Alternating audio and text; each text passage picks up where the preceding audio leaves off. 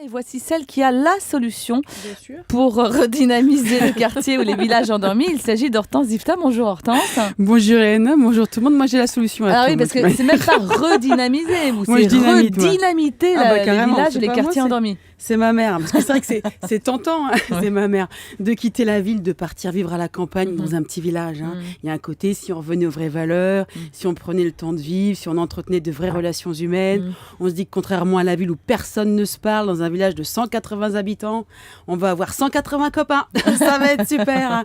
Faut quand même aimer le rustique ou la personne âgée. Alors ce qui est bien aussi à la campagne, c'est qu'on peut avoir une grande maison avec un grand jardin et aussi une grande maison avec un grand jardin parce que financièrement habiter la campagne c'est vrai que ça revient beaucoup moins cher que d'habiter en ville. Puis c'est un côté exotique, la campagne, vous allez acheter votre pain chez le boucher, vous postez votre courrier chez l'épicier et puis vous coupez les cheveux toute seule parce que si pas de voiture, pas de brushing. C'est ça le problème avec la campagne, c'est qu'il n'y a rien, tout est loin. En même temps, comme vous n'avez plus aucune vie sociale, c'est pas trop grave.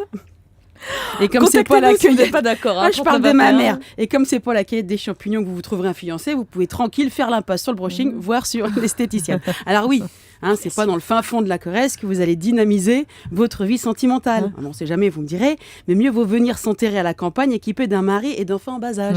Ça occupe. Évitez l'enfant d'âge adolescent. Parce qu'il faut avoir envie de se taper 1 heure de route pour l'emmener tous les jours au collège dans la ville la plus proche. En même temps, vous pourrez en profiter pour aller vous faire épiler. Alors, mais à la campagne, il n'y a pas que les gens qui se C'est un négligent. problème avec les poils, vous, hein. Pourtant, vous n'avez aucune origine. Non. Non. Alors, mais à la campagne, il n'y a pas que les gens qui se négligent capillairement parlant. Il y a aussi ma mère. Ma mère, quand elle a été à la retraite, elle a décidé de s'installer dans la Creuse. Non. Dans un trou, enfin dans un tout petit village. Elle s'est dit même pas peur. En plus, elle a une mobilette. J'imagine Madame Difta sur la mode.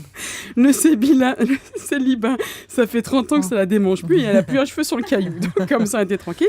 Eh bien, sans le savoir, elle a contribué à redynamiser son village. Elle s'est acheté une maison à retaper.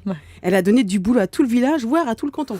Pendant plus de 2 ans. Oula. 2 ans de travaux à 25 pour retaper une maison de 80 mètres carrés. Si ça s'appelle pas redynamiser un village, ça, madame, je sais plus. Non, c'est de la dynamite. En tous les cas, merci Hortense de remonter le moral de celles et ceux qui n'ont pas d'esthéticienne, celles qui n'ont pas de mari ou de coiffeur près de chez elles.